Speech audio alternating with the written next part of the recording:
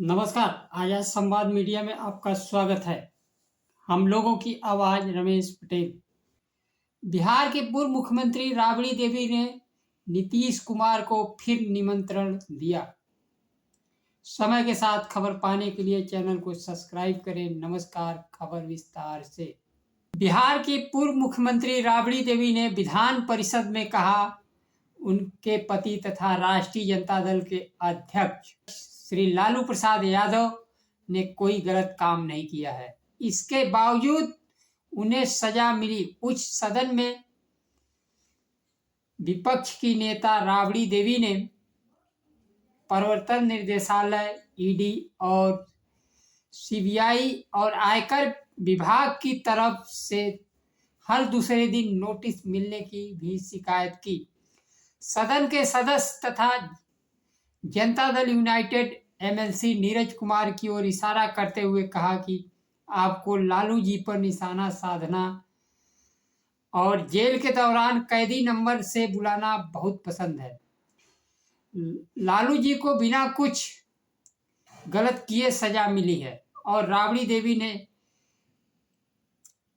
आगे कहा, आप लोग ईडी, सीबीआई और आयकर से डरते हैं। देखिए, हमें हर दूसरे दिन नोटिस दिए जाते हैं, लेकिन हम बिना डरे बिहार में रह रहे हैं और काम भी कर रहे हैं। एनडीए द्वारा लगातार राष्ट्रीय जनता दल पर निशाना बनाए जाने से नाराजगी व्यक्त की और पूर्व मुख्यमंत्री राबड़ी देवी ने कहा कि एनडीए को राष्ट्रीय जनता दल के 15 वर्ष के कार्यकाल के बारे में बात करने की आदत हो गई है।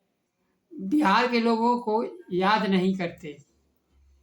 उन दिनों को बात करते हैं तो आप यह छिपाते हैं कि केंद्र में अटल बिहारी वाजपेयी सरकार बिहार की कोई आर्थिक सहायता नहीं कर रही थी, फिर भी हमने शिक्षा विकास की कोशिश की। एक बार फिर राबड़ी देवी ने जनता दल यूनाइटेड को गठबंधन का दरवाजा खुले रखने का ऑफर दिया। जनता दल यूनाइटेड पर भड़कते हुए विधान परिषद में कहा, छोड़िए आप बीजेपी का साथ, हम आपके साथ आ जाएंगे। आरक्षण के सवाल पर राबड़ी देवी ने कहा कि फाइल उठाकर देख लीजिए। पंचायती राज में आरक्षण का विरोध जनता दल यूनाइटेड ने किया था और कहा था कि पहले चुनाव होने दीजिए, उसके बाद आरक्षण देखा जाएगा और लागू किया जाएगा। अब उल्टा चोर कोतवाल को डांट रहा है। राष्ट्रीय जनता दल का दोष निकाला जा रहा है। जनता दल यूनाइटेड एमएलसी नीरज कुमार को राबड़ी देवी ने कहा, आप लोग दोनों तरफ मिठाई खाएंगे, यह नहीं चलेगा। राबड़ी देवी ने कहा, भागलपुर दंगा कब हुआ था? किसके शासनकाल में हुआ था? भागलपुर का दंगा 1989 में कांग्रेस के शासनकाल में हुआ था। फिर आप लोग हर बात पर जंगल राज क्यों कहते रहते हैं? हम लोगों ने कोई चोरी नहीं की है, ना ही कोई चोरी ईडी सीबीआई ने पकड़ी है। बिना चोरी के लालू यादव को सजा हुई। पिछले 2 दिनों के अंदर पूरे परिवार को नोटिस दिया गया है। हम कहते हैं कहीं भागने वाले नहीं हैं, हम लोग बिहार में ही रहेंगे। पारिवारिक रिश्ता अलग है और राजनीतिक रिश्ता अलग। पूर्व मुख्यमंत्री ने कहा, अटल बिहारी वाजपेयी के समय में कितना पैसा बिहार को मिलता था, फिर भी हम लोगों ने सड़क, राज्य के स्कूल बनवाए, बच्चों को पढ़ाने, नहलाने और बाल कटवाने जैसे काम किए। यह वह दौर था जब बिहार में जूता चप्पल पैर के बजाय उच्च जाति के सामने पड़ने पर हाथ में पहनते थे, हाथ में ले लेते थे। इतना डर समाया हुआ था कि जूता चप्पल भी छोटी जाति के लोग, दलित पिछड़े नहीं पहन पाते थे। आवाज और अधिकार लालू प्रसाद यादव ने दिया। गरीबों को मंडल आयोग की सिफारिशें लागू करने में लालू यादव ने महत्वपूर्ण भूमिका निभाई। सामाजिक न्याय के लिए लालू यादव मानते थे शिक्षा एक महत्वपूर्ण भूमिका निभा सकता है। इसलिए उन्होंने चरवाहा विद्यालय की स्थापना की, जिससे अपने पशु चराने के साथ शिक्षा भी ग्रहण कर सके। अब तो मुख्यमंत्री नीतीश सरकार परीक्षा लीक रोक पाने में सक्षम नहीं है। जाति जनगणना के बाद मुख्यमंत्री नीतीश कुमार ने आरक्षण की सीमा 75% कर दिया। बढ़ा हुआ आरक्षण कोड द्वारा रोक लगने के बाद संविधान के 9वीं अनुसूची में शामिल करा पाने में नीतीश कुमार असमर्थ हैं।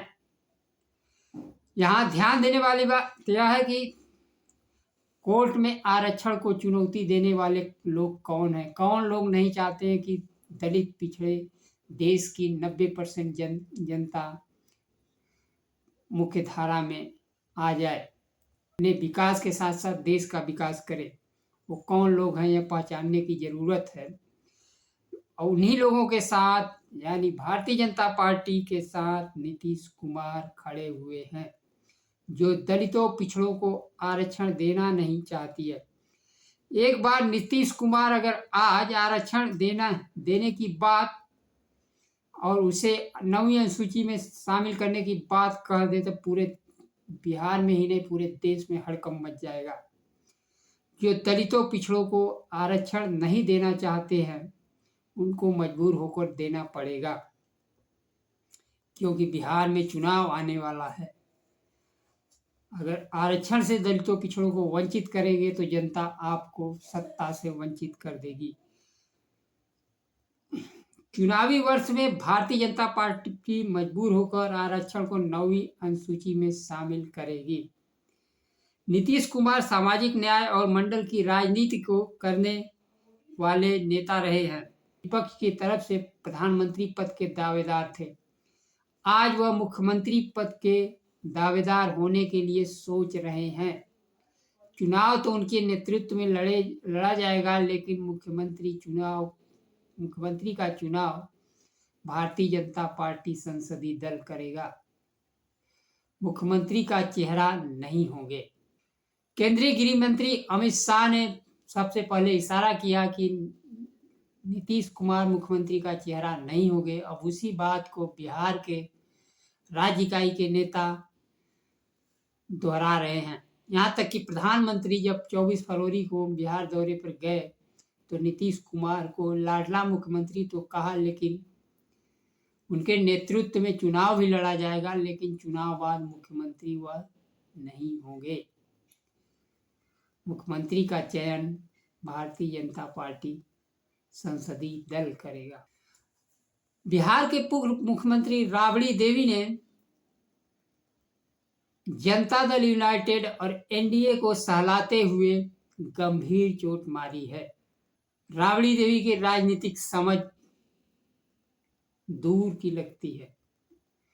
उनके ऑफर से मुख्यमंत्री नीतीश कुमार आए या न आए, लेकिन दलितों पिछड़ों को जिनको रोटी रोजगार आरक्षण शिक्षा नौकरी चाहिए, वह कहीं न कहीं राष्ट्रीय जनता दल के साथ खड़ा होगा, क्योंकि भारतीय जनता पार्टी के साथ खड़ा होने में उनको आरक्षण मिलना नहीं है। अपने आरक्षण हक अधिकार संविधान बचाने के आह्वान के साथ मतदाताओं को अपनी पसंद की सरकार चुनना पड़ेगा, जो उनके हक अधिकार दे सके। आज के लिए बस इतना ही। नमस्कार। जय संविधान।